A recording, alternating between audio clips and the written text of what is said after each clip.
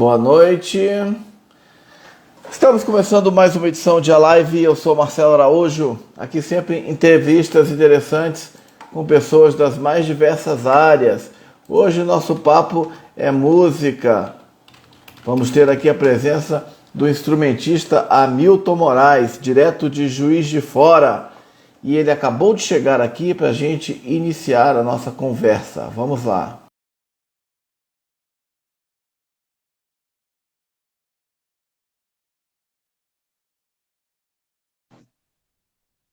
Oi, Hamilton, boa noite, tudo bem? Boa noite, Marcelo. Agora foi, hein? Tá, que bom. Eu acho que aqui em Ah, Brasília começou a chover, também deu um problema de conexão aí, tanto que eu também reiniciei meu modem.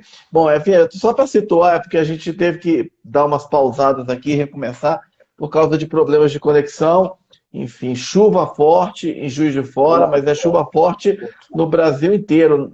Bahia, né, Rio de Janeiro, Bahia, enfim, infelizmente está vivendo uma tragédia hoje, assim, muito grave, né?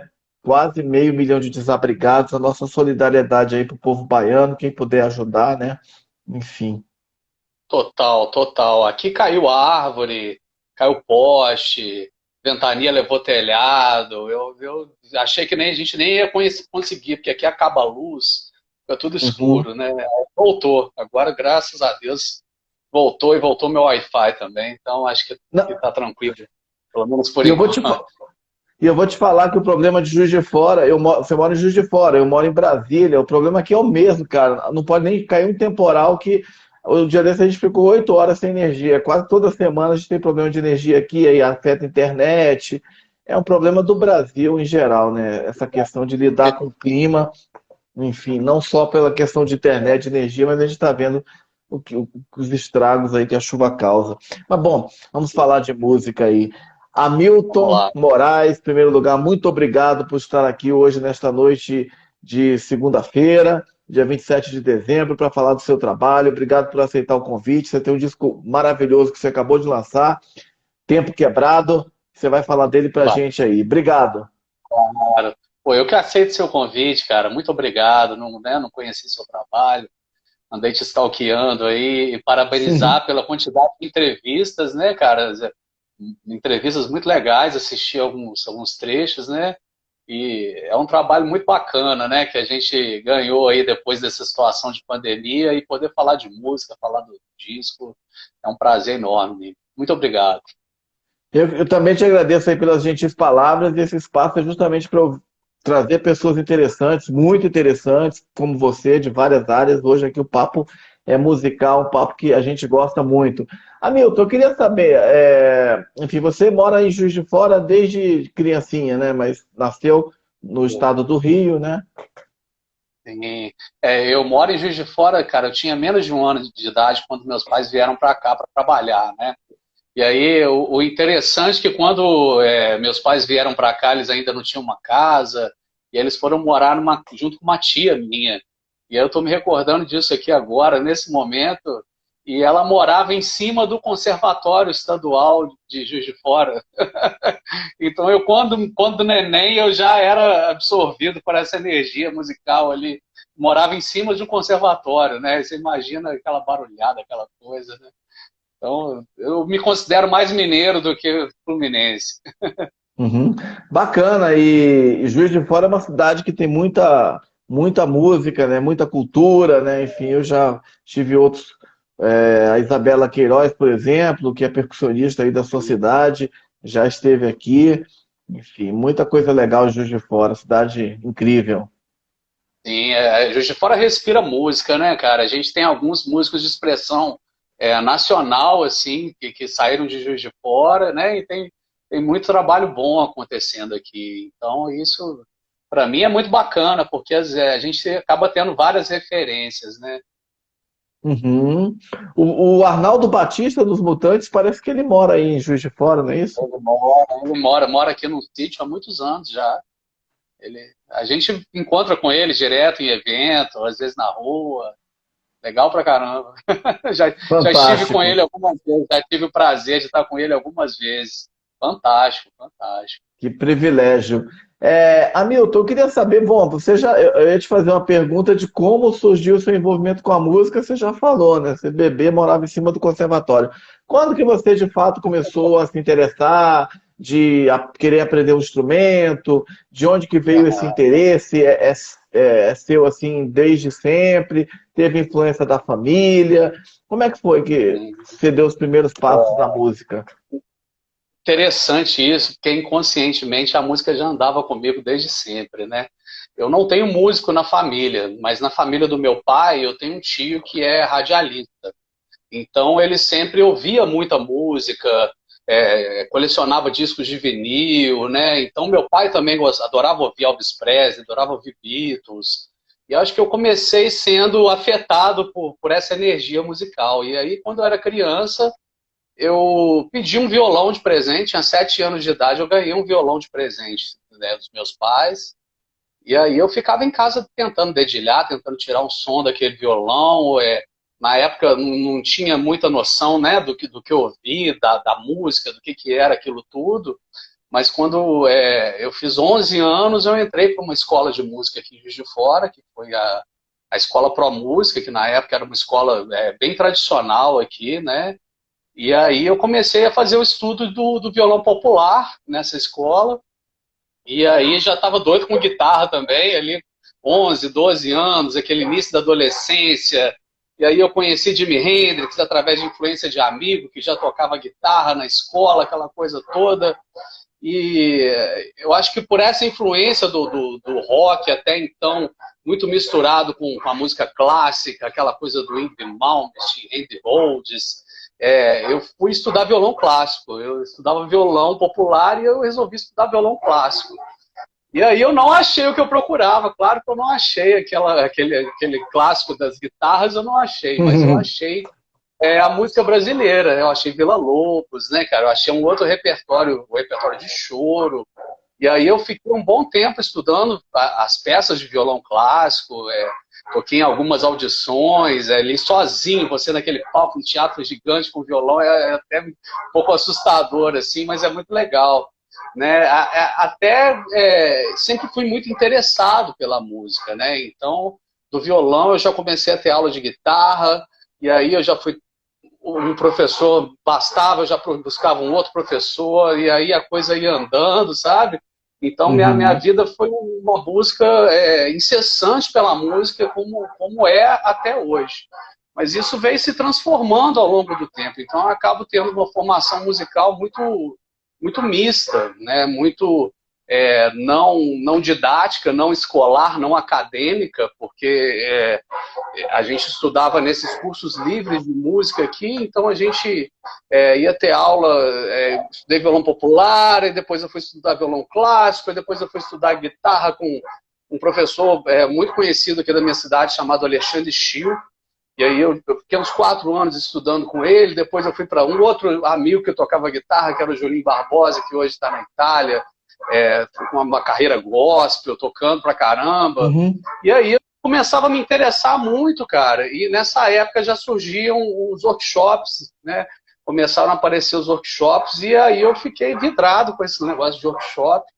Quando, em 95, teve uma semana de cursos aqui em Juiz de Fora, que tinha um festival que chamava Pro Jazz Festival. Em 1995, me lembro disso. E a gente teve uma semana de aula com Nico Assunção, falecido Nico Assunção, e o Nelson Faria. Então, esses caras abriram minha mente para improvisação, né? Em 95, ali no início daquela história, ali aqui em Juiz de Fora, a gente não tinha, já tinha... Aí logo depois veio Alexandre Carvalho, eu fiz algumas aulas com ele também. E aí depois disso, o estudo musical foi andando, né? E aí fui começando a buscar esse estudo, essa especialização da improvisação, que é uma coisa que eu busco até hoje, né? E o estudo musical veio progredindo de diversas áreas. Quando eu cheguei na época de fazer faculdade, né, de fazer vestibular na época, aqui em Juiz de Fora não tinha vestibular para música. E aí eu teria que ir para outra cidade, aqui no Rio de Janeiro, que seria mais perto, mas na época minha família não tinha condição de me mandar para o Rio de Janeiro. E aí eu optei por fazer administração de empresas, assim, acho que como ilusão de que eu poderia ser um empresário musical, assim, algo dessa história, assim, mas não me achei nesse lugar, né? Não tinha nada a ver com isso, com administração de empresas. E continuei tocando na noite, estudando por fora, né? Nunca parei de trabalhar com música. Mas no meio do curso de administração de empresas, eu conheci uma matéria de psicologia. E aí eu fiquei apaixonado com a psicologia. Tinha um vestibular acontecendo numa faculdade particular, eu fiz vestibular sem estudar, sem nada, passei. E aí comecei a fazer psicologia de uma forma muito interessada. E no meio do curso de psicologia, tinha uma professora que virou para mim e falou assim, ela já sabia da minha história, sabia do meu envolvimento com a música. E aí ela virou para mim e falou assim, você conhece a musicoterapia? Aí eu falei, poxa, não conheço. E aí, daquele ponto ali, se acendeu uma luz enorme, porque eu fui buscar a musicoterapia. Aí eu já descobri que tinha uma pós, né, uma formação no Rio de Janeiro. Eu já me matriculei antes mesmo de formar em psicologia, eu já tinha me matriculado na pós em musicoterapia. Então a única formação universitária de música foi quando eu fiz musicoterapia. Aí na musicoterapia, no curso, a gente chega a estudar algumas matérias de música. Eu tive até a sorte de ser aluno do Roberto Inhatali, que era sobrinho do Radamés. Muito interessante lá no Conservatório Brasileiro de Música do Rio, né? Ele deu aula de harmonia, cara, foi muito interessante. E a partir dali eu comecei a trabalhar essa coisa da música enquanto terapia, né? E aí a música para mim deixa de ser um hobby, né? E passa a figurar na minha vida como várias coisas. Como uma profissão, como uma forma de cuidado, como uma diversão, como um hobby, né? Como algo espiritual que também proporcionava uma conexão de autoconhecimento, né? Que é a coisa que a musicoterapia me levou.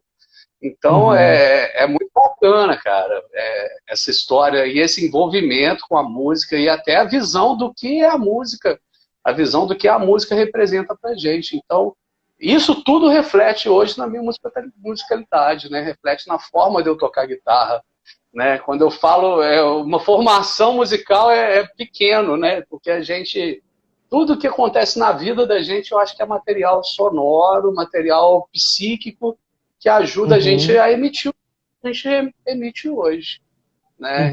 Então, é muito, muito bacana isso. Muito bacana mesmo essa sua história, sua trajetória de aprendizagem do instrumento e depois com a psicologia, a musicoterapia. A gente vai aprofundar esses assuntos. E é só a título de curiosidade, né? O Serginho Chiavasoli, né? Guitarrista do Gilberto Gil, toca há muitos anos com o Gilberto Gil e com Oswaldo Montenegro, enfim, muita gente ele já tocou e toca. Mas ele esteve aqui há algumas semanas e falou que ele é formado em música e é musicoterapeuta também, e agora ele está estudando psicologia. Agora, enfim. Interessante. Cara, porque, na verdade, a música, ela tá ligada às emoções, né? Então, ela tá completamente ligada, ela é uma linguagem das emoções.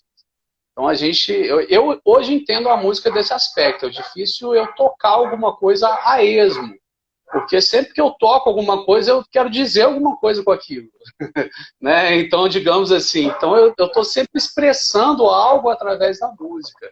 Então é natural que isso leve a outros lugares. Assim, quando eu era mais novo, que comecei a dar aula de guitarra, de violão, percebia que às vezes estava tentando ensinar alguma coisa para o aluno e o ensino não andava, aí de repente o aluno começava a falar que estava com problema com o pai, que não sei o quê, e a gente conversava sobre aqueles problemas psicológicos, aquelas coisas ali. E aí a pessoa colocava aquilo para fora e de repente a música começava a acontecer também. Então, desde dessa época, eu acho que eu já comecei a entender a música enquanto via de emoção, enquanto via de saúde, enquanto via de se fazer bem, porque a música me fez muito bem, né? Enquanto desenvolvimento da vida, enquanto adolescente, enquanto...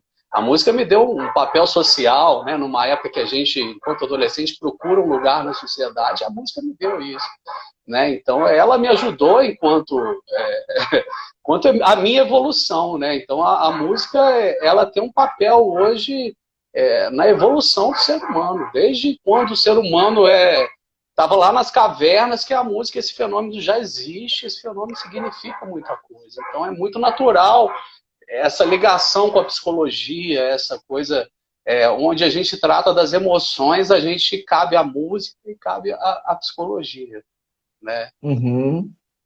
Muito bacana. E você, inclusive, fala que a música é uma ferramenta de autoconhecimento, de amadurecimento, de evolução, né?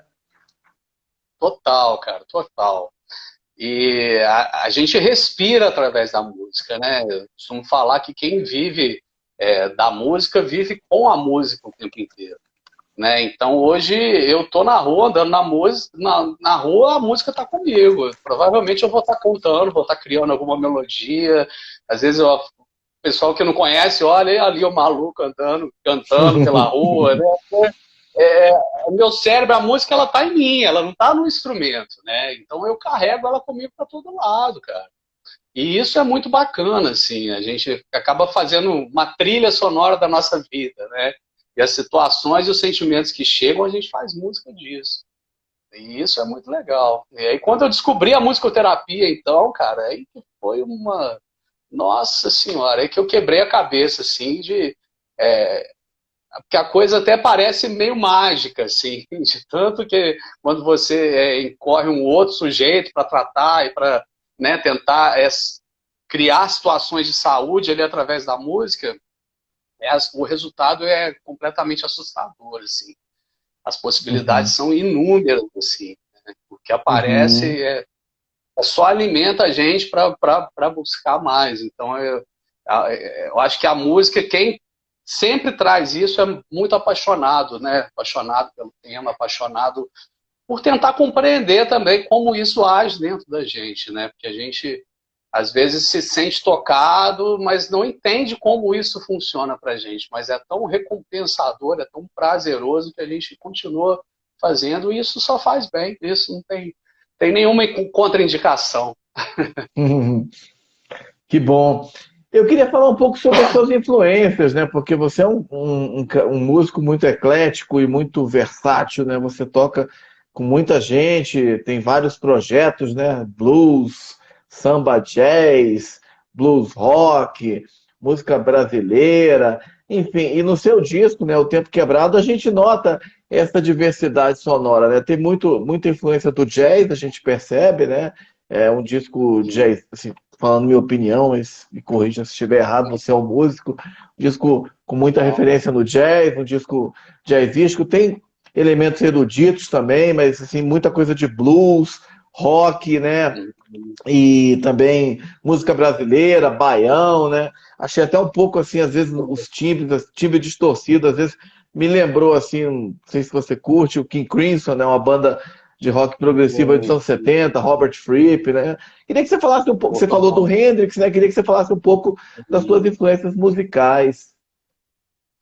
Porque é exatamente isso, cara. Eu tenho muitas influências. Eu gosto de música boa, né? Então eu procuro absorver aquilo da melhor forma.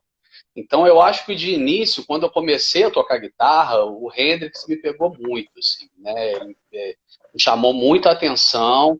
E aí do Hendrix veio o Steve Ray Vaughan, do Hendrix veio o Eric Clapton, do Hendrix veio a raiz do blues, Robert Johnson, Muddy Waters, Albert Collins, Albert King, Fred King, B.B. King, essa galera do blues lá do início, Delta do Mississippi, blues de Chicago, eu ouvi muito, cara, eu ouvi demais isso.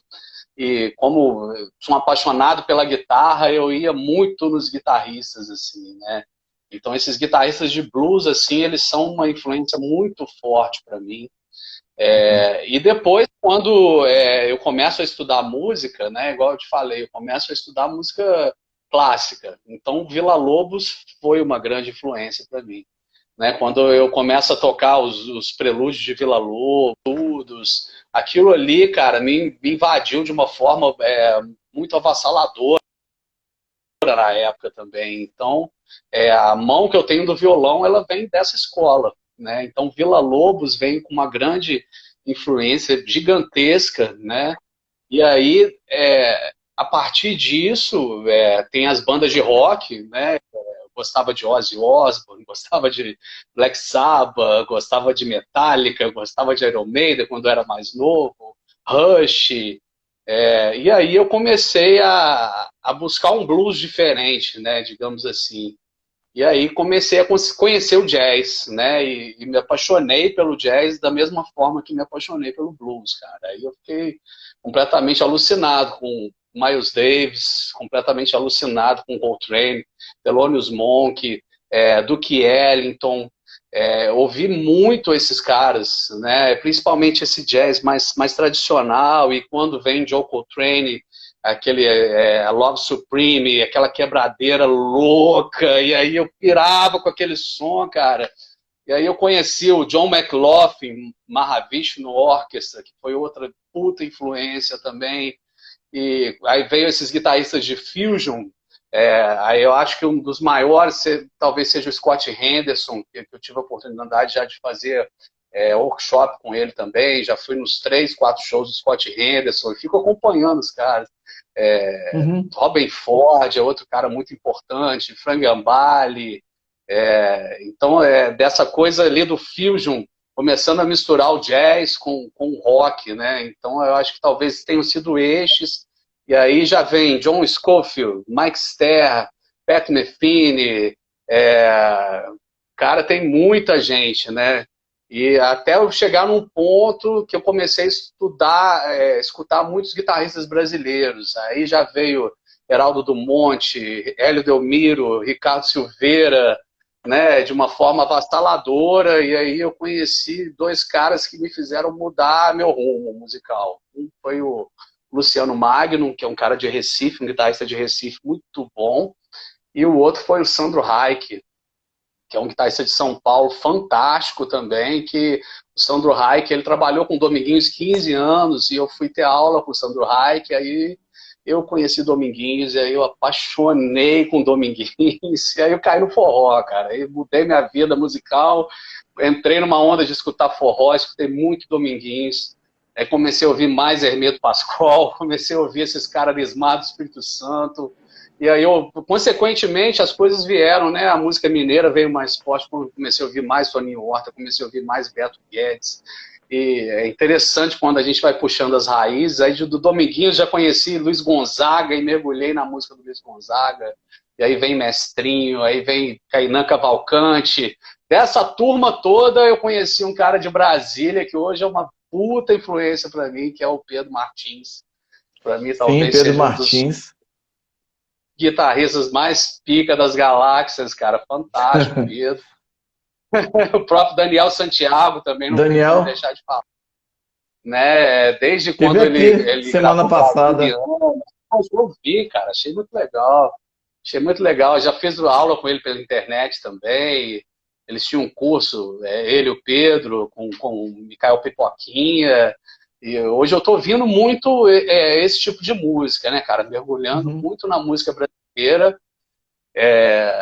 E cada vez mais nas raízes da música brasileira. Então, hoje, o que eu mais escuto hoje, que eu mais tenho de influência, eu acho que é Dominguinhos, Pedro Martins, Sandro Reich, Arismar, Heraldo do Monte, né, Hélio Delmiro. Então, aí veio para as minhas raízes, essa volta, tudo que eu dei. Um dia eu estava comentando com a minha mãe, falei, cara, eu devo ter alguma encarnação no Nordeste, alguma coisa, que as melodias, elas me chamam tanta atenção, cara. Outro dia eu emocionei, estava no carro, tocou uma música do Luiz Gonzaga, bonita pra caramba, eu emocionei com aquela melodia, sabe? Você Uhum. sente a melodia entra dentro de você, e a música nordestina me... Tanto que eu montei uma banda de forró, gostei Uhum. tanto do negócio que eu montei uma banda de forró, né, para tocar os clássicos da música nordestina. A gente vai, inclusive, lançar um trabalho autoral agora, né? Então, acho que por isso as influências são tão diversas, né, cara? Eu vou de Uhum. um ponto até o outro, eu não tenho preconceito para ouvir música, né? Se a música for boa, se a música me chama atenção, aí eu já absorvo para mim, né? Aí começa a vir as coisas sem guitarra, adoro uma banda chamada The Bad Plus, não sei se você conhece, É piano, baixo e bateria, eles misturam jazz com fusion, com rock, com quebradeira, que é bom pra caramba também, adoro aquele som, cara. Bad São Blues. muitas coisas.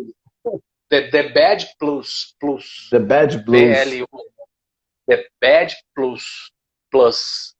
The Bad Bad Plus. Plus. Tá, não. Vou procurar esse som. Ouça, ouça, que é demais. É uma grande influência. A galera que entorta tudo, assim. Eles pegam uma música, vamos supor, um Nirvana, Smells Like Teen Spirit, e entorta. Leva para outro lugar, né? Então eu gosto muito dessa recriação em cima da música, né, cara? Isso me chama muito a atenção, né, cara? E quanto mais personalidade eu sinto no som, eu acho que mais isso me chama a atenção mais ainda.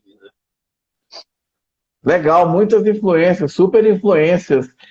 Falando um pouco sobre o seu trabalho, né, o Tempo Quebrado. Vamos falar dos outros trabalhos, né, mas especificamente do seu primeiro disco solo, né? Eu queria que você falasse um pouco da concepção desse trabalho, né, em termos de composição, criação dos arranjos, né, gravação, os músicos que participaram. Tem um pouco mesmo essa coisa que você estava falando há pouco da quebradeira, do tempo, né? Enfim, a gente vê às vezes na bateria, às vezes, aquela coisa da guitarra está de um lado, o baixo está de outro. Fantástico, gostei pra caramba. E, enfim, um disco muito bonito, assim, realmente muito bonito, muito original, muito criativo. Queria saber um pouco também como é que funciona a sua questão do improviso, né? Até conversava com um primo meu que é músico esses dias e falava assim, improviso, para improvisar bem, você tem que conhecer muito bem as escalas, né? Para você, como é que funciona? Queria que você falasse um pouco disso e também do disco, como é que foi criado, pensado. Cara, esse disco foi uma oportunidade muito interessante. Eu comecei a gravar esse disco, eu acho que uns 15, 10, 12 anos atrás, para ser mais exato. Onde eu comecei a fazer as minhas primeiras composições e naquele tempo ali, eu de forma, acho que heróica, entrei no estúdio de um amigo, a gente começou a produzir, gravar algumas músicas e eu tinha algum material gravado já dessa época, e que até eu mantive no disco hoje, 4 músicas que estão naquele disco ali, elas foram gravadas há acho que 12 anos atrás, no Estúdio Caraíva, aqui em Juiz de Fora, com o meu amigo Nilo Barreto, que é um grande músico aqui também. E aí já trazia um pouco dessa veia instrumental, né? Essa coisa misturado violão, misturando blues, misturada essa coisa da dissonância. Isso já me chamava muito a atenção, né? Desde essa época, quando eu comecei a gravar esse disco. E aí esse disco ele não foi para frente na época. Eu acho que eu fiquei sem grana, o trabalho não rolou, deixei aquelas músicas guardadas, né? Não guardei aquilo, botei na gaveta.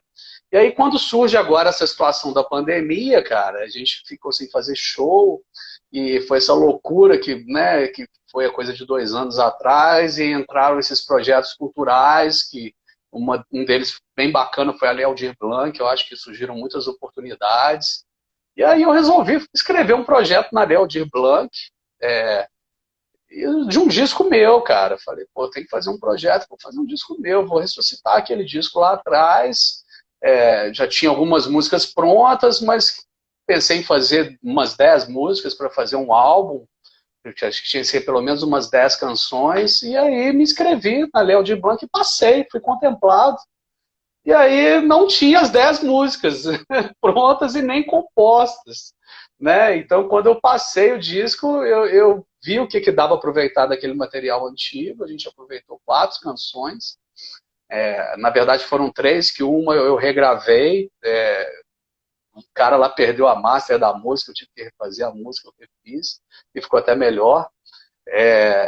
E aí as outras músicas eu compus, né, nesse momento a partir dessa demanda do disco. Então peguei o que eu tinha de influência naquele momento ali, rearranjei uma música antiga que eu tinha, que é a música Antártida, que é a primeira do disco, montei um power trio que eu já vinha pensando há algum tempo, chamei 2 amigos muito queridos aqui de Juiz de Fora, que é o Vitor Rosene no baixo e o Guilherme Negrito na bateria, que eu adoro Power Trio, cara, adoro essa configuração, baixo, guitarra e batera. Eu sempre curti muito isso, e acho que veio da influência de Hendrix, de Eric Clapton, do Cream, né, mas de forma instrumental, de forma...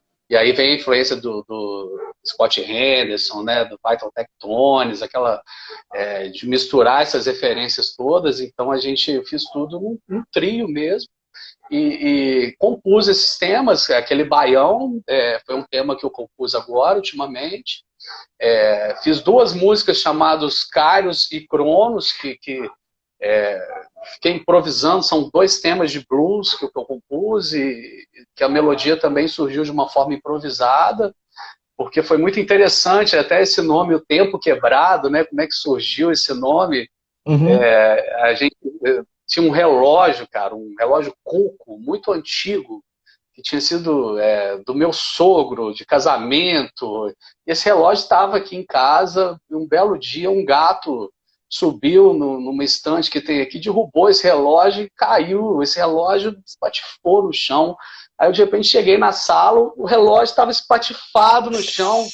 E aí eu olhei aquele relógio e falei, pô, o tempo quebrado. O tempo quebrou, né? E aí esse Uhum. nome ficou na minha cabeça, do tempo quebrado. E eu já tinha essa relação com o tempo que vem da filosofia, da psicologia, dessa coisa grega, né? Porque o tempo ela é um dos únicos atributos que tem 2 deuses, né? O tempo, ele tem o Kairos e o Cronos. São, na verdade, o tempo ele precisa de 2 deuses para se explicar, né? Os gregos antigos tinham deuses para explicar os fenômenos da natureza, né? E o tempo ele precisava de 2, né? O Cronos, que era o deus cronológico, é o tempo do relógio, que controlava esse tempo das horas que não passam, e Kairos, que é o tempo das coisas, é o tempo que a gente não mede, é o tempo que Uhum. não é possível a gente prever, né? Você falar, vou plantar aqui um pé de laranja, em quanto tempo que eu vou colher laranja? Não tem como você medir isso, né? Você vai depender do solo, vai depender da água, vai depender da luz, vai depender da muda, vai depender da terra, vai depender de várias coisas. Então esse é o tempo do Kairos. E aí quando surgiu essa coisa do tempo quebrado, aí vem a analogia do tempo quebrado de música mesmo, que é uma coisa que eu gosto de fazer, né? De quebrar as melodias, de jogar as dissonâncias. Aí veio essa metáfora do tempo de Kairos e Cronos, e surgiram esses 2 blues, eu botei Kairos e Cronos, as músicas inclusive são meio... a gente bota um solo de bateria no meio das duas, e elas, de certa forma, elas se ligam ali, né, cara? Uhum. Então vem esse conceito do tempo, né? Essa coisa de trabalhar o tempo de forma musical, de forma simbólica, inclusive de forma simbólica da sociedade. Assim, a gente teve o nosso tempo quebrado, né? O nosso tempo mudou de repente, veio a pandemia e quebrou tudo, mudou tudo e Uhum. pede para a gente refazer. Então veio nesse sentido também. Então veio um álbum repleto de significantes, assim, né? E aí as músicas foram gravadas. Eu aproveitei 3 músicas do processo antigo, né? Gravei as outras 7 músicas, a gente gravou ao vivo no estúdio Argos, aqui em Juiz de Fora, lá com meu amigo Sérgio Leite, e eu pedi para o Uhum. Nilo Barreto mixar, que é o cara que já tinha mixado as outras 3. Né? Então ele gosto muito de trabalhar com ele, a gente fez a gravação toda ao vivo, então todos os improvisos, cara, são tudo à vera, não tem edição, tem notinha na trave, tem notinha errada, é isso mesmo, é para ser desse jeito, né? Uhum. Então é justamente para trazer essa verdade ali da gravação ao vivo, cara, que é uma coisa que eu gosto muito de fazer. E a última música do álbum, que é uma música chamada Trilhos, eu queria fazer uma música completamente espontânea. Eu queria pegar o instrumento, fechar o olho e tocar alguma coisa. Então eu queria não ter uma música, eu queria produzir uma música naquele momento. Então foi isso que eu fiz. Aí eu comecei a tocar a música e ficou um negócio tão louco que de repente o cara que estava gravando comigo, o Sérgio, virou: você não quer gravar uma outra guitarra por cima, não? Falei, pô, quero.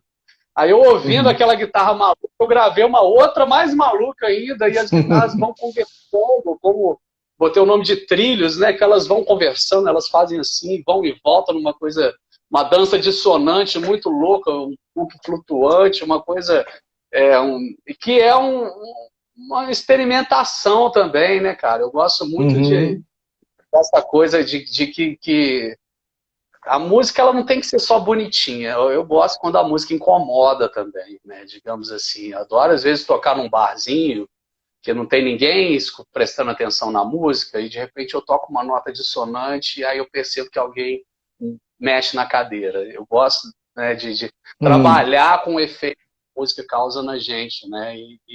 E nem sempre a música ela vem certinha, né? Ela vem bonitinha e perfeita, né? Porque ela tem que refletir o nosso sentimento é humano, nosso sentimento não é perfeito, né? Então eu preferi trazer ela mais como uma verdade, né, do que como um processo de perfeição, né?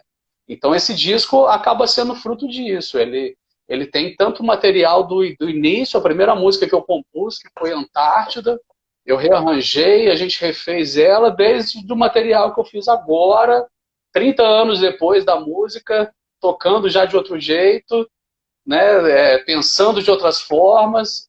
Então é um disco que eu trabalho o violão, que eu gosto do violão, eu trabalho a guitarra, eu trabalho o experimentalismo, eu trabalho o blues, eu trabalho o jazz, aí eu já trouxe essa influência do baião que é nova, né, nova assim, mais recente. Então eu peguei um apanhado completo assim dessa carreira, né, desses 30 anos de relação com a música. Então foi muito interessante. Aí você me perguntou dos músicos, cara. Eu, né, tive o Vitor Rosene, que é um baixista muito, muito conhecido aqui da região de Juiz de Fora, toca também com vários trabalhos, já teve vários trabalhos de música instrumental, de música popular também.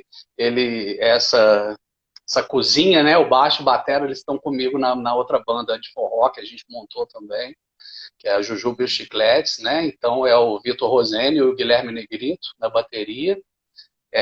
O Luciano Batista, que é um outro parceiro musical meu de 25 anos já, eu convidei ele para fazer 2 músicas comigo, porque ele é tão participante assim nesses 30 anos que não teria como ele ficar de fora dessa história, né?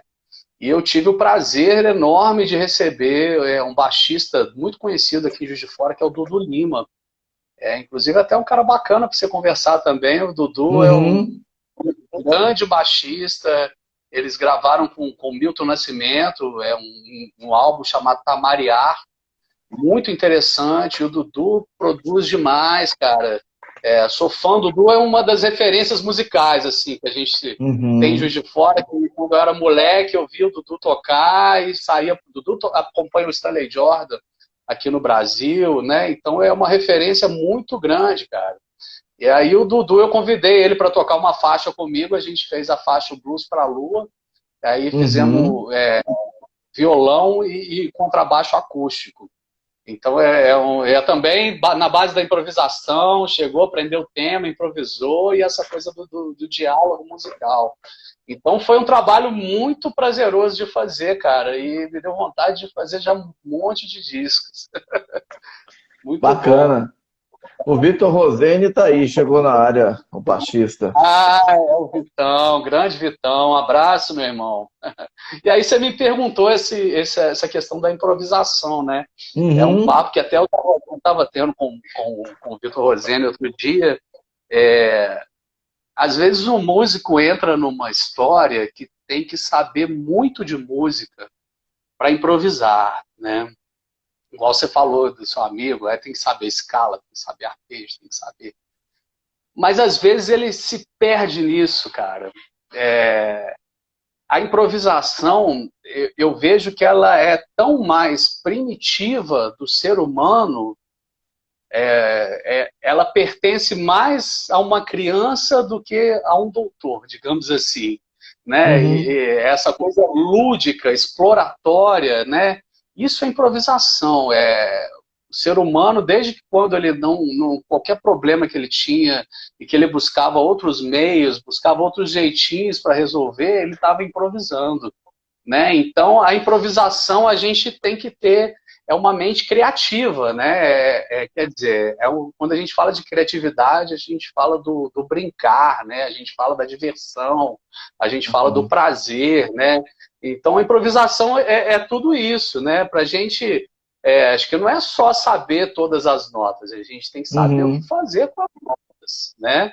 E para isso, né? E aí, quando eu fui estudar com um cara que foi o Sandro Reich, o cara quebrou tudo na minha mente, porque ele entende a música de forma a ouvir, cantar e tocar.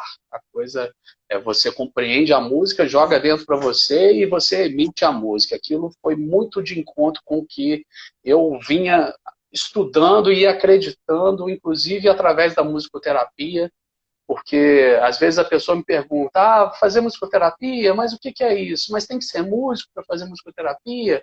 Eu falava, não, se não for músico é melhor ainda, porque o músico ele já vem com vícios, já vem com um monte de coisa. E o cara que não é músico, ele se permite tocar a nota errada, ele se permite tocar fora do tempo, ele se permite fazer várias coisas que às vezes a nossa censura não deixa.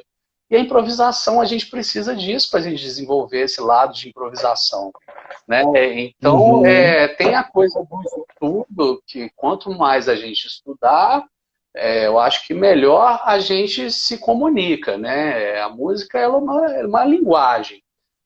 Se eu estou falando aqui para você, eu não estou lendo em lugar nenhum, quer dizer, eu tive um conhecimento prévio que me capacitou de alguma forma a poder falar com as minhas palavras. Eu estou improvisando, eu não estou falando nada decorado, né? Então, tem momento que eu esqueço a palavra, tem momento que eu erro a palavra, tem momento que eu mudo o assunto, mas isso é improvisação, né? Só que a gente faz isso através dos sons, através das músicas, né? Então, eu acho interessante tanto a conversa da improvisação, né? Que quando você está tocando com outras pessoas, você sempre improvisa junto com eles, você não improvisa sozinho, porque você está inserido num contexto, e aí o improvisar vai ser você, como você se insere naquele contexto.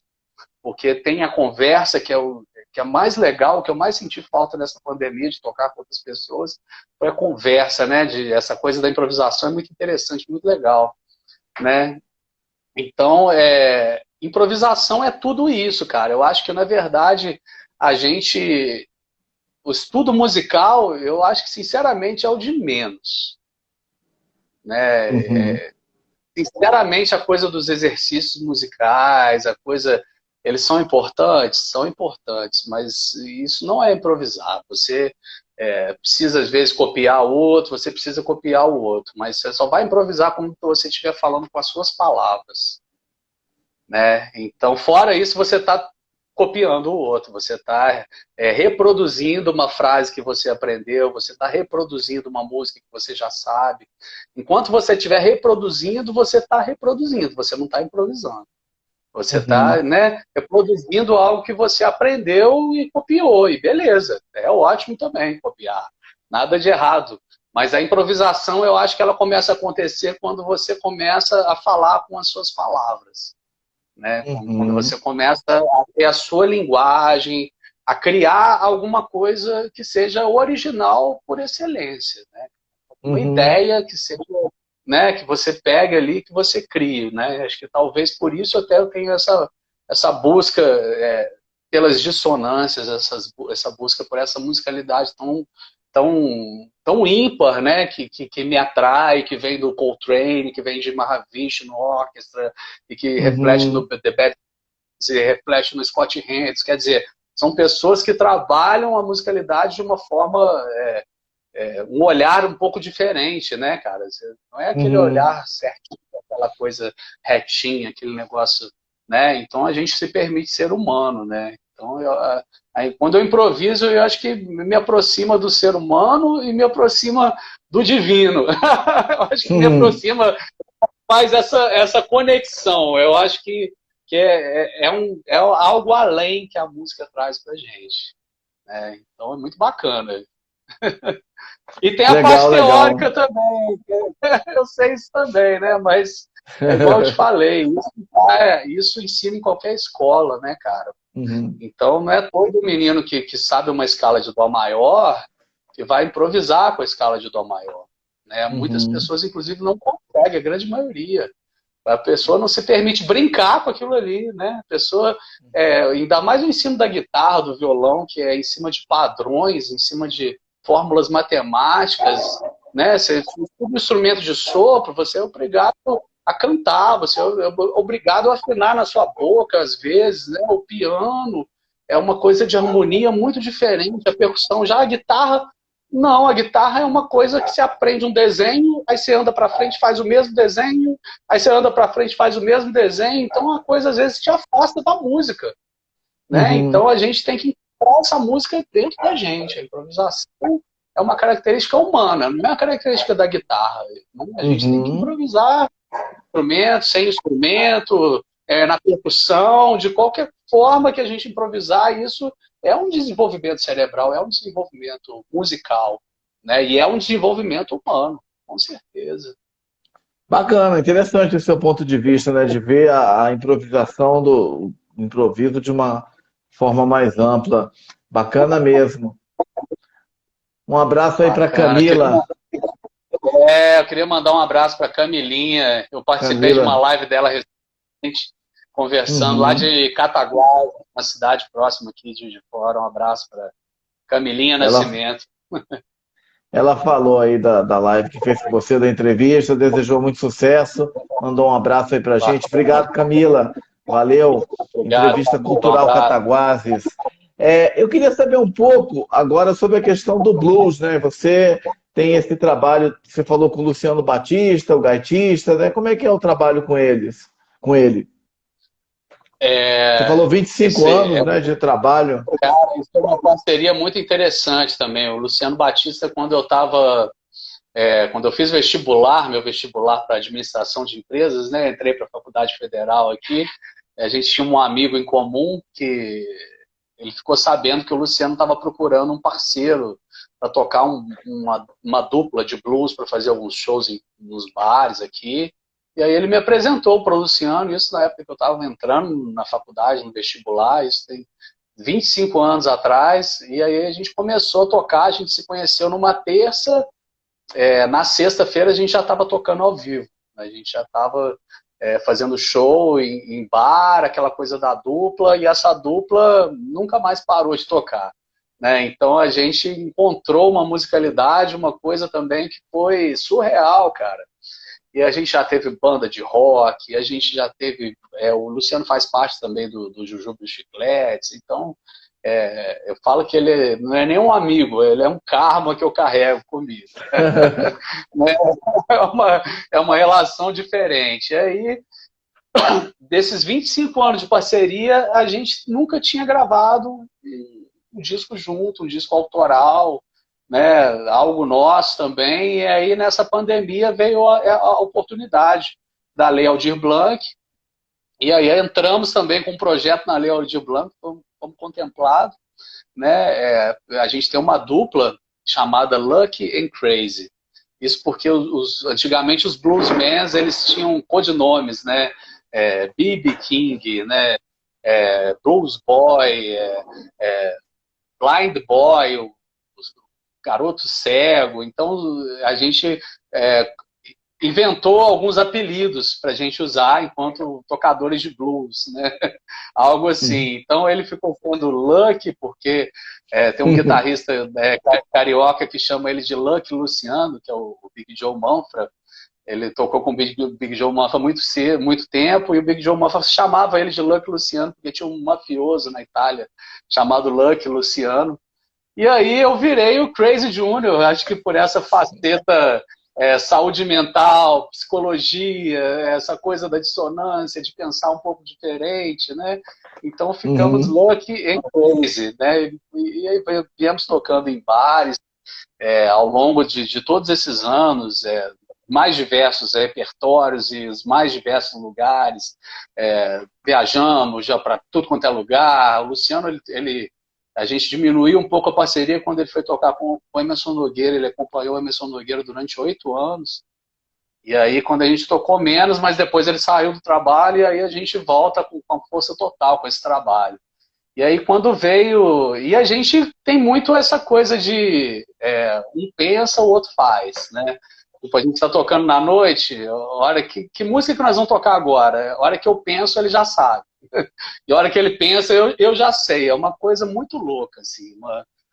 Um transmimento de pensação ali, é uma coisa muito louca.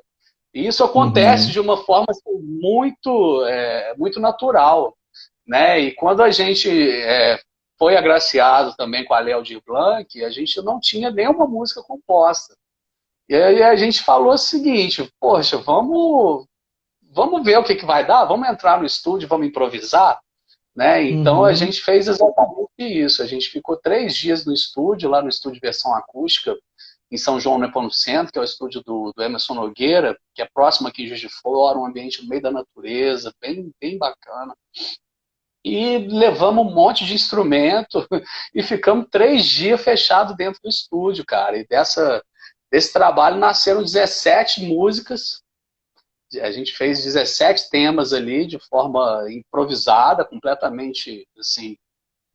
Vamos embora, vamos tocar, liga o rec aí que a gente vai tocar. Fizemos isso. E aí a gente escolheu 11 para compor o álbum, que se chama O Blues que Sinto Agora. Lançamos agora no dia 3 de setembro o álbum e os vídeos, que a gente filmou todo esse processo. Né? Então, Uhum. as músicas que foram tocadas nesse disco, elas só foram tocadas uma vez. A gente está pensando agora em tirar as músicas e fazer arranjos com banda, para a gente fazer um trabalho tocando ao vivo, mas é um trabalho completamente espontâneo, de improvisação e o retrato dessa parceria musical. Né? Então tem coisas que quem escuta às vezes fala assim, não, vocês não fizeram isso do nada. Assim, a gente fez do nada. A gente entrou no estúdio e começamos a tocar, né?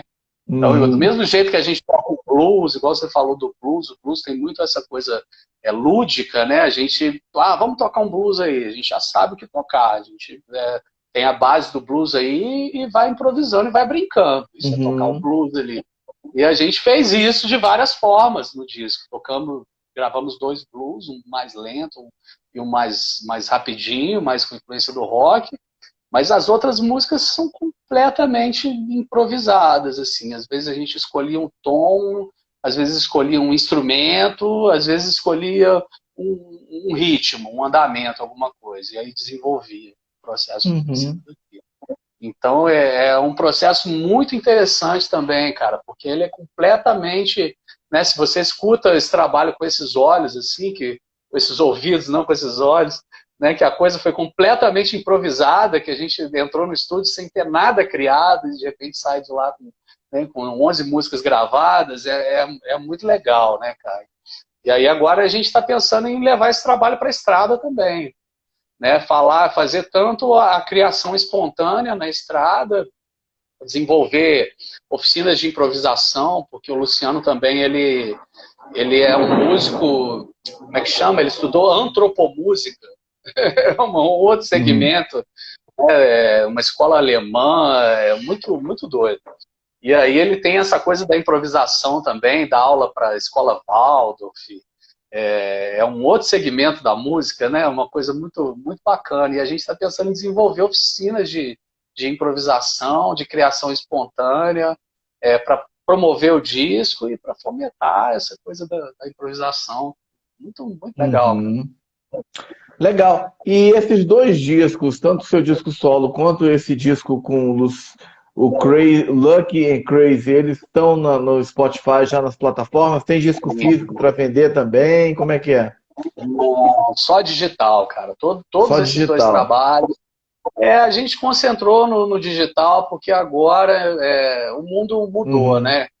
Eu acho que Uhum. para o início, talvez eu faça algo físico do Tempo Quebrado para mim ter, assim, não Uhum. porque o Uhum. mercado da música hoje acho que já chega de uma forma diferente, né, cara? Uhum. Então, quando eu lancei o disco, foi interessante ainda, eu tive meu Instagram hackeado. Essa conta que eu estou hoje aqui conversando com você foi uma segunda conta que eu fiz, porque eu perdi a primeira conta. Nossa. E aí tava toda a divulgação do disco, os vídeos que eu fiz, aquela presença Nossa. digital, aquela coisa. Aí um camarada, gente boa pra caramba, hackeou meu Instagram e eu perdi o controle do Instagram. Não recuperei, não vou recuperar, não. E aí, esse Instagram hoje é um outro Instagram que eu venho começando a trabalhar agora. Se for olhar, ele tem pouca gente, a coisa Aham. começa a vir, né? Então, hoje em dia, a gente é obrigado a se reinventar, cara, em vista dessa Uhum. questão digital. Né? Mas eu acho importante, às vezes, ter uma mídia física, mas, por enquanto, esses trabalhos estão só no digital. É Só nas Spotify, plataformas, né? Deezer, Uhum. YouTube, tudo quanto é plataforma, e liberado e acessível para todo mundo também. Eu acho que Uhum. é legal a galera se adaptar à nova realidade. Uhum. E você, bom, enfim, além desses trabalhos, você toca com muita gente, né? Enfim, vários artistas, né? Você gravou, participou de um disco de samba jazz, né? Você, o Samba Jazz Brasil, não é isso? Com o Juninho Vanon, pianista.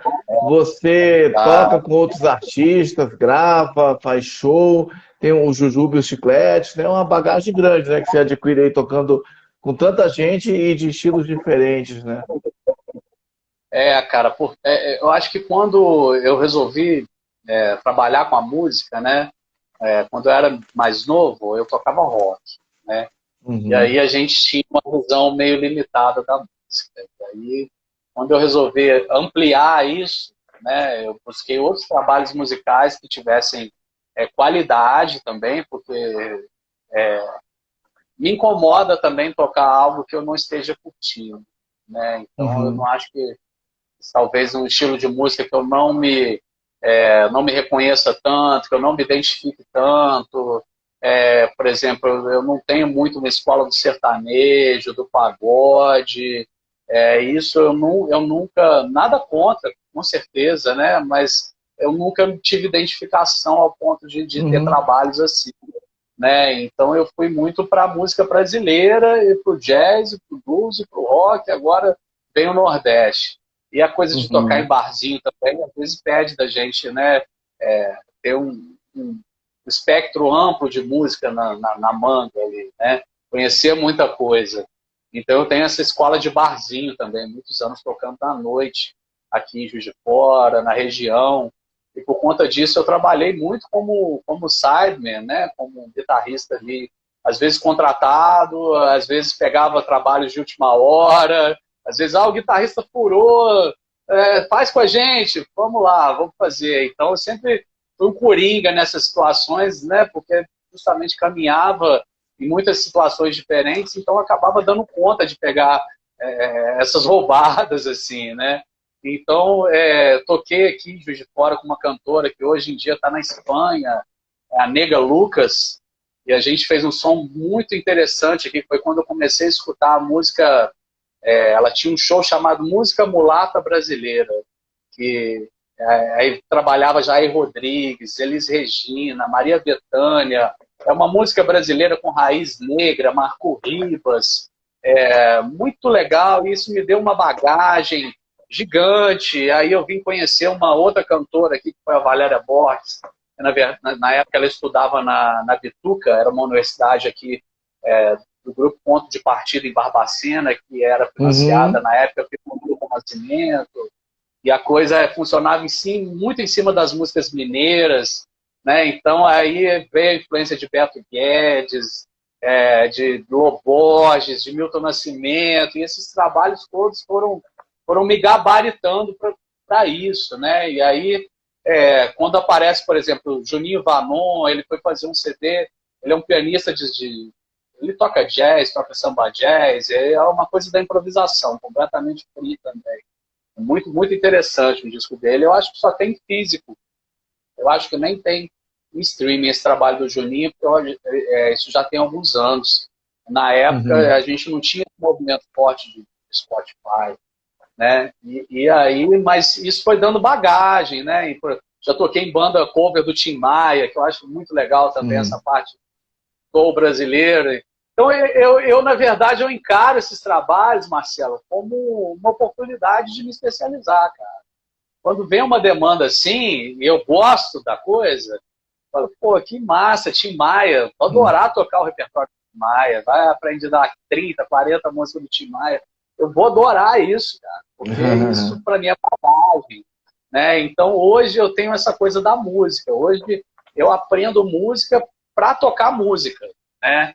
Eu venho de uma escola ali dos anos 80, porque antes se tocava exercício, se tocava velocidade, não se tocava música, né? Às vezes juntava rodinha de violão, toca uma música aí. Não sei tocar música, eu só sei fazer esse exercício aqui. E, na verdade, hoje eu não tenho isso. Hoje, quanto mais música, melhor. Quanto mais situações musicais a gente tiver, né, mais a gente enriquece, mais a gente sabe, mais a gente se alimenta da música, né, cara? Então, acho que essa é a razão, né? Hoje, eu foco nesses trabalhos, no Looking Crazy, que é uma coisa que a gente toca muito ainda, e nessa banda Jujuba e os Chicletes, que talvez seja o projeto mais popular que eu tenho atualmente, porque é influência de música nordestina, influência do forró, do shot, do baião, do axé da Bahia, que a gente vai lançar agora, dia 29 de dezembro, o nosso primeiro single, que também é fruto de um trabalho autoral de pandemia. Minha esposa começou a escrever letras, sempre é uma pessoa muito questionadora com o mundo, e ela começa a escrever umas letras muito interessantes, e aí a gente começa a musicar isso, e fizemos esse projeto, a gente fez um financiamento coletivo, fizemos um crowdfunding, e conseguimos os recursos, gravamos lá no estúdio versão acústica também, e agora no final do ano, início de janeiro, a gente vai estar lançando os 4 singles. Todo o trabalho gravado em vídeo também, um projeto muito interessante, muito legal. E que é um trabalho que eu tenho gostado muito de fazer. Primeiro que é um trabalho autoral, né? Eu passo a minha vida tocando cover, né? Estudando música dos outros. Então, de repente, eu tenho um trabalho instrumental que eu toco minhas canções. Eu tenho um trabalho de blues rock que a gente começa a criar as nossas coisas. E aí eu tenho um trabalho de música popular que a gente começa também a ter a nossa cara. E aí, aí o jogo começa a ficar bem legal. O jogo começa a ficar bem prazeroso, assim. A gente começa a ver pessoas cantando as músicas, né? Começa a dar outras referências para a história, cara. Então, é uma coisa que eu me reinvento completamente, assim, com a música, né? E a gente precisa disso. A música, se a gente se tranca só em uma coisa, eu acho que a gente perde. A gente perde por não aproveitar tudo que ela tem para oferecer para a gente. Muito bacana. Hamilton, falando um pouco sobre o seu trabalho como musicoterapeuta, né? Como é que funciona esse trabalho? Você vai na casa das pessoas? Que tipo de atendimento que você oferece? São pessoas de que faixa etária? Como é que é essa sua atividade? A musicoterapia, ela funciona como uma terapia, né? É um tratamento de saúde, é um tratamento de questões emocionais, né? Então, eu atendo em um consultório, né? Principalmente antes da pandemia, eu estava com consultório no centro da cidade, um trabalho mais frequente. Aí, quando vem essa situação de não poder mais aglomerar, eu desmontei o consultório, que eu alugava uma sala, e aí comecei a fazer atendimentos online, né? Muito da psicologia, e agora eu tenho tentado adaptar um pouco a música, porque às vezes da coisa do online, para mim, ainda fica muito difícil, porque eu trabalho a musicoterapia de uma forma ativa, né? Então, o que é isso? É a gente tocando instrumentos. Eu preciso de tocar com a pessoa como se a gente entrasse numa conversa musical através dos instrumentos. Então, essa é a musicoterapia que eu exerço. Assim. Eu estudei numa escola argentina, cara. Eu fiz a pós-graduação de musicoterapia no Rio, né, no Conservatório Brasileiro, que inclusive é o primeiro curso de musicoterapia que nasce no Brasil. tive grandes referências lá, e depois eu fui fazer uma especialização no modelo argentino em São Paulo, que é chamado modelo Benezon de musicoterapia, que o Benezon é o nome de um médico argentino, um psiquiatra argentino, que inclusive é ele que fundou o curso de musicoterapia no Brasil em 1978. Né? Então eu tive a oportunidade de estudar diretamente com o professor Benezon. Está vivo ainda, ativo, dá aula, dá curso, dá um monte de coisa, e ele traz um caldeirão de influências na musicoterapia dele. Ele traz coisas de Freud, ele traz coisas de Jung, ele traz coisas de Fiorini, ele trabalha um monte de Winnicott, um monte de referenciais teóricos para criar o aparato dele, da musicoterapia, começar a cunhar alguns conceitos próprios da musicoterapia. Então, ele tem uma escola muito primitiva, né? Ele vê o ser humano enquanto um ser muito primitivo. E a música como esse processo formador enquanto tribo, enquanto aquela coisa do totem, o ser humano em volta da fogueira, né? Os atendimentos do Benezon sempre acontecem isso. As pessoas de repente se unem, fazem uma rodinha e começam a cultuar um totem, começam a empilhar instrumentos e criam totens. É muito interessante as interações de musicoterapia, né? Então é dessa forma que eu gosto de trabalhar, de forma livre, de forma improvisada. E aí durante muito tempo eu trabalhei com criança, com hiperatividade, criança, autismo, né? É um tipo de patologia que eu gosto muito de trabalhar e que tem muitas possibilidades na musicoterapia, porque o autismo é exatamente uma questão na comunicação com o mundo. Né? E a música, ela favorece meios de comunicação, ela amplia os meios de comunicação com o mundo. Então, a musicoterapia, ela tem um sucesso enorme para o autismo. Adoro trabalhar com autismo, né? Ultimamente, eu vinha trabalhando com idosos, é uma coisa também fantástica, porque é aquele negócio que parece mágica. Você pega idoso com Alzheimer, aquelas demências senis, assim... São pessoas que às vezes não se orientam, não sabem nem onde é que estão, não sabem falar nada com nada, mas de repente você começa a tocar uma música que ele conhece, ele canta a música do início ao fim. É um negócio assustador. Então eu fiz um trabalho muito grande também com demência senil, com Alzheimer, essa parte da terceira idade, que eu vinha fazendo muito antes da pandemia, veio essa questão da pandemia, eu tive que dar uma cessada. Né? E aí tem uma outra parte do trabalho de musicoterapia, que eu trabalho com saúde mental. Então, desde quando eu venho estudando a psicologia, cara, eu conheci os CAPs, que são os Centros de Tratamento de Saúde Mental. Né? Hoje em dia, saúde mental não se trata mais em hospício, em hospital psiquiátrico, graças a Deus. Né? No porque SUS, né? Os CAPs são do SUS. Os CAPs hoje são centros de tratamento em que o paciente ele se trata com arte. Né? Então, você tem oficinas de pintura, oficina de culinária, oficina de esportes, e tem as oficinas de música. E aí, eu fui parar numa oficina dessas de música, né? Quando ainda era estudante de psicologia, e comecei a conhecer a musicoterapia na saúde mental. E aí a gente tem um trabalho muito grande com composição, né?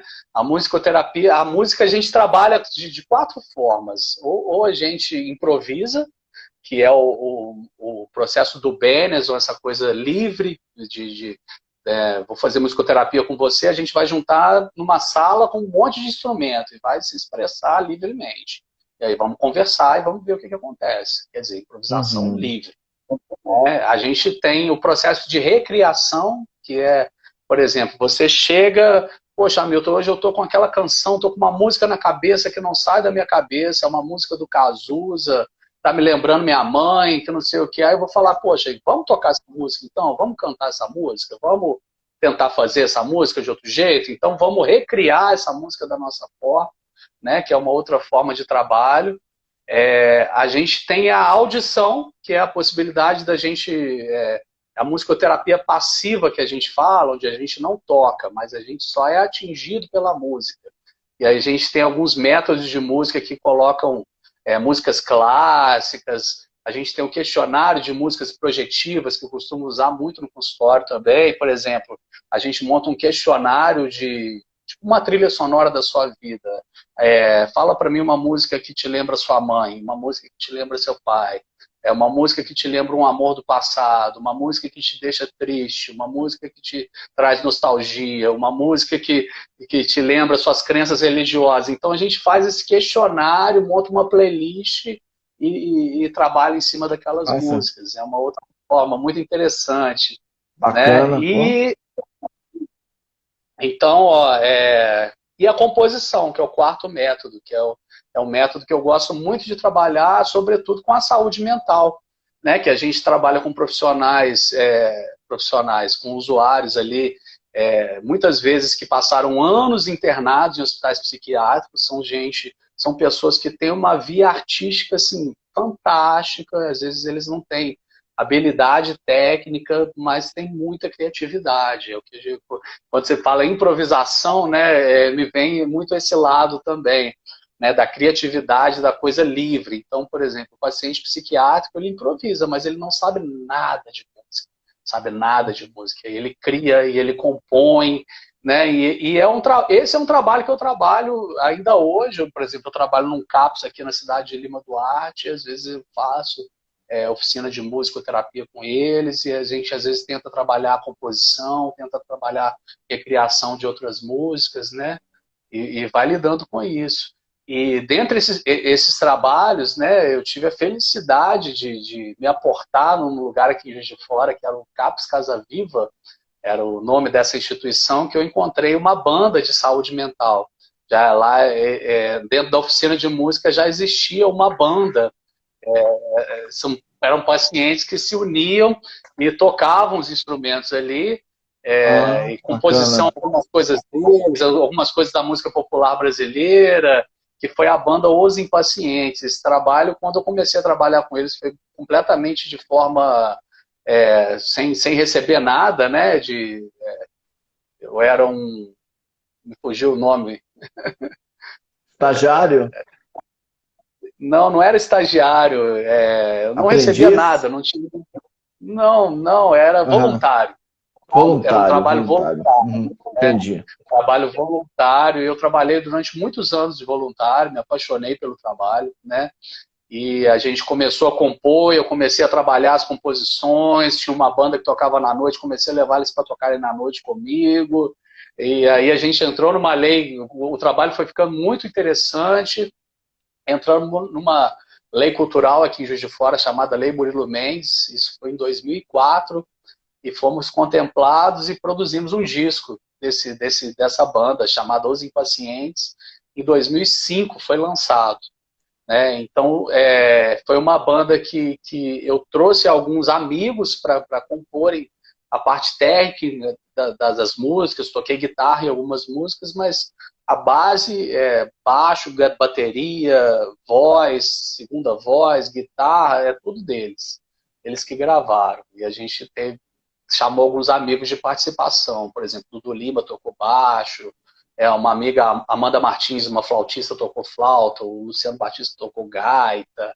E a gente montou um disco que ficou muito interessante. Esse disco, inclusive, hoje em dia, eu disponibilizei no Spotify, tem também nas plataformas de streaming, chama Os Impacientes. É um trabalho muito interessante, que aí, na época, no Rio de Janeiro, tinha um projeto chamado Loucos por Música, um projeto até bem interessante. Eu acho que nem ficava só no Rio, acho que a produção era do Rio, mas era um projeto que caminhava, tinha shows em São Paulo, tinha show em Salvador, tinha show no Rio, e a gente participou 2 anos desse trabalho. Era um trabalho que juntava artistas maiores, mais reconhecidos, com essas bandas de vários centros de saúde mental, né? Então, por Uhum. exemplo, no Rio de Janeiro tem um trabalho muito conhecido chamado Harmonia Enlouquece, que é uma banda de usuários de saúde mental lá do Centro Psiquiátrico do Rio de Janeiro. Inclusive, essa banda participou de uma novela da Globo, uns anos atrás, né, que é a novela O Clone. Tinha um personagem do Bruno Gagliasso, ele tinha um transtorno mental, ele era internado num lugar, e essa banda estava lá tocando nesse lugar. Né? Então, eu fiquei amigo dessa galera quando eu fui para o Rio, fui lá, conheci todo mundo. E aí a gente entrou nesse projeto do Loucos por Música e tocamos em 2008 no Vivo Rio. E aí a gente abriu o show da Alcione, Frejá, Sérgio Lorosa e a Sandra de Sá. E em 2010 a gente, porra, tive o prazer de tocar no Canecão. Canecão, logo depois disso, o Canecão fechou, né, encerrou as Uhum. atividades. Mas é um lugar muito emblemático para a música, assim, né? E aí a gente tocou, fez a abertura do show do Arnaldo Antunes e da Pitty, né? Então, os Impacientes, ele teve, além de tocar tudo quanto é lugar em Juiz de Fora, teve essa possibilidade de tocar em lugares maiores também, né? E aí você vê as pessoas voltando a serem consideradas sujeitos pela sociedade. Eu acho que é o trabalho mais recompensador da música, né? Você vê, por exemplo, essa banda tinha paciente lá que tinha ficado 15 anos internado no hospício. Para você ter uma ideia, de repente esse cara está tocando no Canecão, né, com o Uhum. trabalho dele, com a música dele, né? Uma coisa autoral, é muito emblemático, assim, né? Então, durante esse tempo que eu tive com os Impacientes, cara, foi um projeto muito, muito legal, muito grande, assim, né, em torno de crescimento é, pessoal, crescimento profissional também, que ele me levou até alguns lugares que, com a minha música, eu não tinha levado até então, né, a gente tocou em alguns palcos grandes, tocamos com artistas grandes, né? E um trabalho de saúde mental, um trabalho que nasceu de uma oficina de música, dentro de um centro de tratamento de saúde mental, dentro de um CAPS, né? Então Uhum. é muito, muito bacana. Eu acho que é a parte mais recompensadora desse trabalho da musicoterapia. Nossa, fantástico. Legal mesmo, parabéns. E você faz atendimento psicológico também junto com a musicoterapia ou você faz o atendimento psicológico também separado, assim, sem musicoterapia? Faço. Principalmente online, né? Online a gente Uhum. acaba caindo no atendimento psicológico só da conversa, né? Uhum. E aí Atualmente a você está gente atendendo, pode falar. desculpe te interromper, não, é só para saber se você está atendendo online ou presencial, como é que tá? Estou atendendo online. Estou atendendo online. Como eu te falei, quando veio a pandemia, eu desmontei meu consultório. Né? E aí, da forma que a coisa foi funcionando online, né, cara, acho que a forma que as coisas se refizeram, eu acho que provavelmente eu não volto a montar um consultório tão cedo. Porque a Uhum. coisa se aparelhou de uma forma muito interessante. Hoje em dia está mais confortável, né? E eu consegui me encaixar muito bem nessa coisa online. Eu perco um pouco a parte da musicoterapia, mas a parte do atendimento psicológico, isso se especializou, isso aumentou, e aí eu venho trabalhando muito com atendimento online. Né? Até possibilidade de atender pessoas de outras cidades, surgem N possibilidades. Né? Uhum. Então, hoje eu só estou fazendo atendimento online. E aí eu estou trabalhando num CAPS, né? Eu sou supervisor clínico institucional do CAPS de Lima Duarte, que é uma cidade a 70 quilômetros aqui de Juiz de Fora, uma cidade pequena, deve ter 20 mil habitantes. E aí eu sou supervisor do CAPS de lá. Então eu tenho Uhum. trabalhado com a saúde mental, lá eu faço atendimento no CAPS, né, presencial, mas a minha parte de psicoterapia eu só tenho feito online. Uhum. Você sente grande diferença? O que que você acha? Bom, você falou essa questão de poder atender pessoas de vários lugares. Em termos de diálogo com o paciente, não tem grandes prejuízos, perdas de fazer online e Não, presencial. não. A psicoterapia, não. Se a pessoa consegue ter um lugar onde ela possa se concentrar na conversa, flui Uhum. tranquilamente, né? Flui Uhum. muito bem. Agora, a Uhum. musicoterapia eu ainda não consegui adaptar, porque ela precisa dessa interação musical que às vezes a internet ainda não dá Uhum. isso pra gente, né? Então, a Uhum. musicoterapia eu tenho trabalhado muito lá no CAPS com os Uhum. pacientes, tenho trabalhado muito. E além de tudo, você dá aula também online, você dá aula também de música, né? De guitarra, de violão. Guitarra, violão, harmonia, qualquer coisa.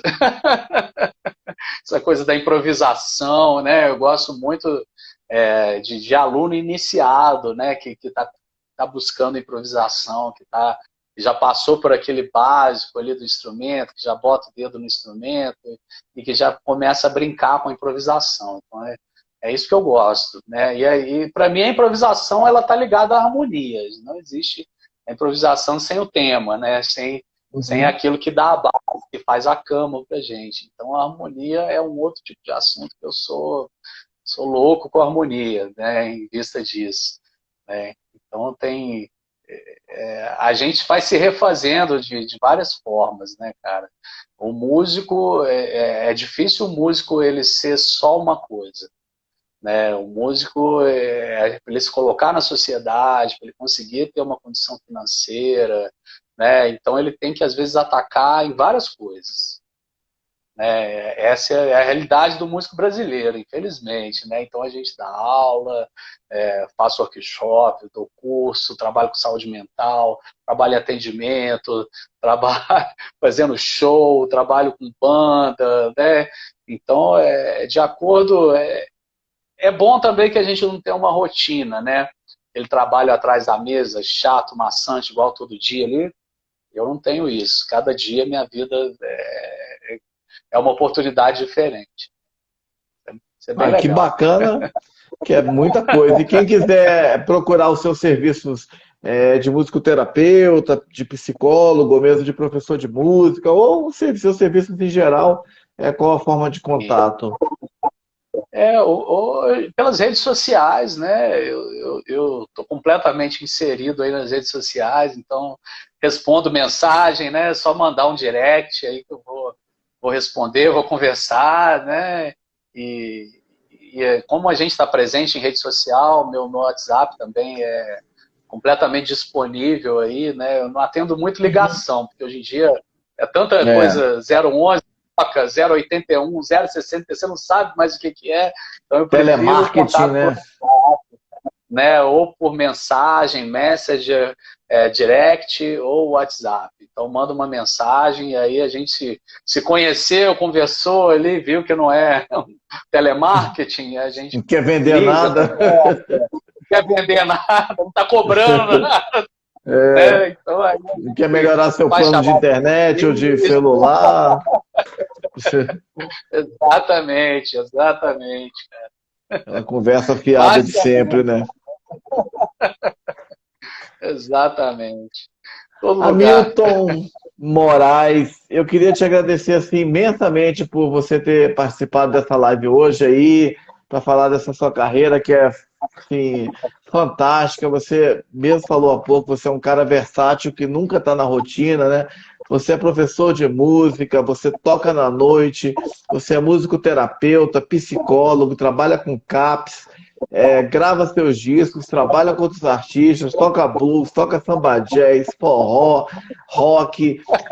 E você gravou um disco muito bonito, um belíssimo disco, O Tempo Quebrado. Eu fiquei fã desse trabalho aí, desse seu disco, maravilhoso. Mas assim, eu sei que Fico você muito também tem feliz. muito mais, né, enfim, de trabalho. Então eu queria imensamente agradecer por você estar aqui hoje compartilhando essa sua experiência fantástica de vida, de apoio também às pessoas, né? Você falou do autismo, inclusive é o tema da live aqui amanhã. Parabéns aí pelo seu trabalho, que é muito bom. O Marlos Breiner está mandando parabéns para você, de Brasília. Poxa, O Victor obrigado, Rosende obrigado. também. Vitão, obrigado, meu irmão. Grande abraço, grande abraço. Falar de música é sempre bom, cara. Eu te agradeço a oportunidade. Se deixar, você vê que eu vou falando, né? É coisa Ah, que perfeito. a gente tem paixão por isso, né? Tem amor, então é muito fácil, né? É fácil a gente falar, né? E falar e viver e recomendar isso para as pessoas, né? Muita música sempre. É muito bacana isso, né? Ouvir alguém que realmente fala com paixão do que faz, que fala com amor, né? Com carinho, que se dedica a algo, a música no seu caso, e a atividades relacionadas à música. Legal mesmo. É isso aí, cara. Muito bom. Obrigado, obrigado. Foi muito, Eu que te muito prazeroso. agradeço. Prazeroso demais. Eu queria agradecer também a todas as pessoas que foram entrando aí ao longo da live, deixando suas mensagens, que assistiram. Obrigado, gente. Valeu, galera. E Mais obrigado uma pelos vez, elogios do disco aí também, né? Pô, fiquei feliz pra caramba com esses elogios aí ao Tempo Quebrado. Muito legal. pô, obrigado, obrigado. Fiquei fã mesmo. Vou ouvir o Tempo Quebrado. Eu sou daquela escola antiga que ainda gosta de comprar LP, CD. Então, se um dia sair uma versão física, com certeza eu vou querer comprar. Mas enquanto não sai, eu vou ouvir. Tenho ouvido bastante aí no YouTube, nas plataformas. Eu gosto bem dos discos de vinil, eu também adoro. Adoro ver o encarte. Com certeza. Hamilton Moraes, mais uma vez, muito obrigado aí pela generosidade, gentileza de estar aqui hoje. Parabéns pelo seu trabalho incrível e queria te desejar sucesso aí nesse próximo ano que está vindo. Feliz ano novo para você, para sua família e que venham muitos e muitos projetos para você. Para você também, Marcelo. Feliz ano novo, muita saúde e muita Obrigado. música, né? Que você continue fazendo esse trabalho bacana aí, cara. Você continue. Obrigado. É um trabalho, é um serviço de informação, né, cara? Então é muito amplo, chega a muitas pessoas, então que você possa continuar fazendo esse trabalho bacana aí, dando essa voz para as pessoas que trabalham a música, trabalham a saúde, e que façam isso de forma sincera para os outros. Grande Obrigado. abraço. Obrigado, e esse trabalho só existe graças a pessoas como você, que tem sempre histórias interessantes. Então, um grande abraço, uma boa noite e valeu, gente. Até mais. Feliz ano novo aí para todo mundo. Valeu, Hamilton. Um abraço. Valeu, Marcelo. Grande abraço. Valeu, tchau. Valeu, tchau, tchau.